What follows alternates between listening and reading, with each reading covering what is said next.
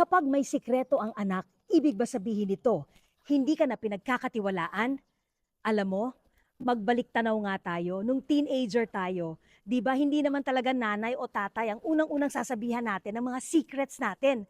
Nahihiya tayo, hindi tayo komportable, minsan natatakot tayo. So hindi naman ibig sabihin na gusto nila sikretohin or respetuhin ang privacy ay lalayo na ang loob nila sa atin or magsisinungaling na hindi na magsasabi ng totoo como may mga sikreto. Normal yon.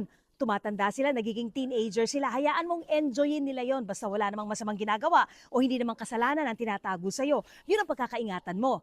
Basta't ikaw pa rin ang pagkakatiwalaan at magsasabi sa mga bagay-bagay na kinakailangan sabihin. Mahalaga na malaman mo, ikaw pa rin ang takbuhan. Para sa akin, yun lang naman ang basihan eh. Pag importante at kailangan ko malaman, safe space pa rin ba ako? Pag importante at kailangan ko malaman, natatakot ba magsabi sa akin? Kasi dapat hindi. So kung may sikreto siya sa best friend niya o sa kaibigan niya, pero pag importante, ako ang tatakbuhan niya, ako ang pagkakatiwalaan niya, eh di wala tayong problema. Think about that.